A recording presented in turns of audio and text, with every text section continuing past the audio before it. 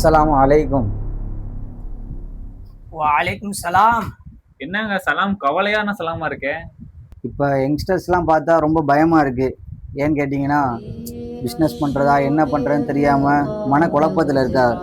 இன்னொரு பக்கம் போதைக்கு அடிமை, தவறான வழியில் போகிறது. ரெண்டாவது விஷயம் கேம் விளாண்டு வாழ்க்கையை தொலைச்சி நிற்கிறாங்க. இதுக்கு ஒரு தீர்வே இல்லையா? நீங்க சொல்றது கரெக்டு தான். பிசினஸ் பண்ண ஆசைப்படுறாங்க, ஆனா அதுல ஹலால் ஹராம் பார்க்க மாட்டேங்கிறாங்க. எப்படி வருமானம் என்ன அப்படின்னு நினைக்கிறாங்க இப்போ உள்ளவங்க எல்லாம். உழைப்புங்கிறது ஒரு இபாதத்து, அதை சரியான முறையில செய்யணும். அதை விட பெரிய கொடுமை என்னன்னா, இன்னைக்கு நிம்மதியை தேடி எல்லாரும் போதைக்கு அடிமையாக இருக்காங்க, கேம்ஸுக்கு அடிமையாக இருக்காங்க. அதையெல்லாம் அவங்களுக்கு நிம்மதியை தரும் நினைக்கிறாங்க, அதெல்லாம் ஒரு மருந்து நினைக்கிறாங்க. ஆனா அதெல்லாம் மருந்து கிடையாது. அது உன்னுடைய அறிவை அழிக்கக்கூடிய ஒரு ஷைத்தானுடைய ஆயுதம். வெறும் ஒரு நிமிஷம் போதைக்காக நாம் பயன்படுத்தக்கூடிய அந்த இது உன்னுடைய வாழ்க்கையை முழுவதுமே அழிச்சிருது. அதுல இருந்து என்ன செய்யணும், நம்ம எல்லாரும் பாதுகாப்பு தேவை. நீங்க சொல்லும் போதே ஸல்லல்லாஹு அலைஹி வஸல்லம் சொன்ன ஒரு விஷயம் எனக்கு ஞாபகம் வருது.